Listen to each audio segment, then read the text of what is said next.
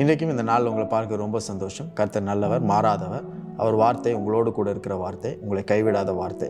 எப்பொழுது நீங்கள் அந்த வார்த்தைக்கு செவி கொடுக்குறீங்களோ, ஃபோக்கஸ் பண்ணுறீங்களோ, அதுக்கு நேரத்தை கொடுக்குறீங்களோ, அப்போ அந்த வார்த்தை உங்கள் வாழ்க்கையில் பலவிதமான அறியாத காரியங்களை செய்யும், அதிசயமான காரியங்களை செய்யும். இன்றைக்கும் அதிசயங்களை பார்க்க ஒரு நல்ல நாள் ஆண்டவர் கொடுத்திருக்கிறார்.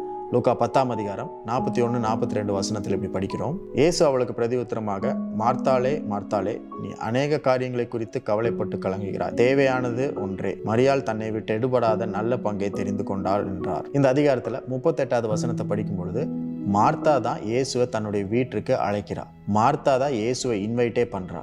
இயேசு கிறிஸ்து வீட்டுக்கு வந்ததுக்கு அப்புறம் மார்த்தா மற்ற வேலைகளில் ரொம்ப பிஸி ஆயிட்டா. அவளுடைய கவனம் சிதறி விட்டது, டிஸ்ட்ராக்ட் ஆயிட்டா. ஆனால் அவளுக்கு ஒரு தங்கச்சி இருக்கிறா, மரியாள். அவளோ இயேசுவின் பாதத்தில் இருந்து இயேசு சொல்லுகிற வார்த்தையை கேட்டுக்கொண்டு செவி கொடுத்து கொண்டு இருக்கிறாள். நம்ம 21ஆவது நூற்றாண்டில் வாழ்ந்து கொண்டு இருக்கிறோம். நம்முடைய வாழ்க்கையை சுற்றி பல காரியங்கள் இயங்கி கொண்டே இருக்கிறது. பல காரியத்தினால நம்ம டிஸ்ட்ராக்ட் பண்ணப்படுகிறோம். நம் கவனத்தை சிதறடிக்கிற பல காரியங்கள் நம்முடைய வாழ்க்கையில் ஏற்பட்டு கொண்டே இருக்கிறது. எல்லாவற்றுக்கும் நம்ம அட்ரஸ் பண்ணிகிட்டே இருக்கிறோம். எல்லாவற்றையும் நம்ம போய் என்ன ஏதுன்னு விசாரித்து கொண்டே இருக்கிறோம். அப்படி செய்கிறதுனால மிக முக்கியமான காரியத்தை நாம் மறந்து விடுகிறோம். அதற்கு கவனம் செலுத்துவதை நாம் இழந்து விடுகிறோம். நம்முடைய கவனம் பல காரியங்களால் சிதறடிக்கப்படுகிறது. ஆனால் எல்லா காரியங்களுமே நல்ல காரியங்கள் தான். கெட்ட காரியங்களுக்கு நம்முடைய கவனத்தை நாம் செலுத்துகிறது கிடையாது. நம்முடைய தேவைகள், வீட்டின் தேவைகள், பிள்ளைகளுடைய தேவைகள், நம்முடைய எதிர்காலம், அன்றாட இருக்கிற நம்முடைய பிரச்சனைகள், குடும்பத்தை விசாரிக்கணும், நண்பர்களை விசாரிக்கணும், நம்ம பல இடங்களுக்கு போகணும், வரணும், எல்லாமே நல்ல காரியங்கள் தான். இந்த காரியத்தின் மேல் கவனத்தை செலுத்துகிறோம். ஆனால் முக்கியமான காரியம் என்னவென்றால், இயேசு சொல்லுகிறதை கேட்கிறது தான் முக்கியமான காரியம். We are being stretched and give ourselves to various needs. We empty ourselves.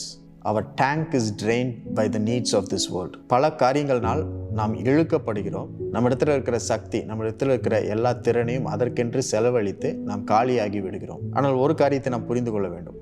எப்பொழுது இயேசுவின் இடத்துல உட்கார்ந்து அவர் வார்த்தை சொல்லுகிறதை நம்ம கேட்டு அந்த வார்த்தையினால் நம்ம நிறைத்து கொள்கிறோமோ, அதுதான் நம்முடைய வாழ்க்கையில் மிக முக்கியமான காரியம். ஆகவே இந்த வசனத்தின் மூலம் இன்றைக்கு ஆண்டவர் நம்மளுக்கு சொல்லுகிற காரியம் இதுதான். பல காரியங்கள்னால் இழுக்கப்படாதே, இளைப்பாறு. தேவனுடைய பாதத்தில் இளைப்பாறு, வசனத்தில் இளைப்பாறு. Be still and not stretched.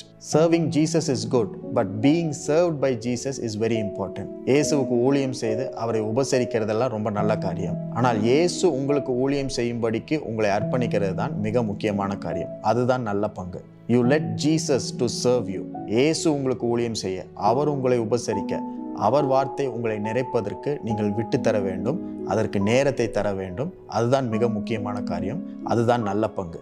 இன்றைக்கும் இயேசு உங்களுக்கு ஊழியம் செய்ய, அவருடைய பாதத்தில் இளைப்பாறுதல் இருக்குது. அந்த இளைப்பாறுதலை நீங்கள் பெற்றுக்கொள்வதற்கு உங்களை விட்டு கொடுக்க வேண்டும். பல காரியங்கள் உங்களை இழுத்தாலுமே அவைகள் எல்லாவற்றையும் கொஞ்சம் நேரம் ஓரமாக வச்சுட்டு தேவனுடைய பாதத்தில் வார்த்தையை நீங்கள் கேட்கும் பொழுது இயேசுவின் வார்த்தை உங்களை நிரப்பும். உங்களுக்கு தேவையான இளைப்பாறுதலை கொடுக்கும், உங்களுக்கு தேவையான பலனை கொடுக்கும். நீங்கள் என்ன செய்ய வேண்டும் அப்படின்றத உங்களுக்கு போதித்து உங்களை வழி நடத்தும். இன்றைக்கும் இயேசுவின் பாதத்திலிருந்து நல்ல பங்கை தெரிந்து கொள்வதற்கு ஒரு நல்ல நாள் ஆண்டவர் கொடுத்திருக்கிறார். அதற்காக அவருக்கு நன்றி செலுத்துங்க.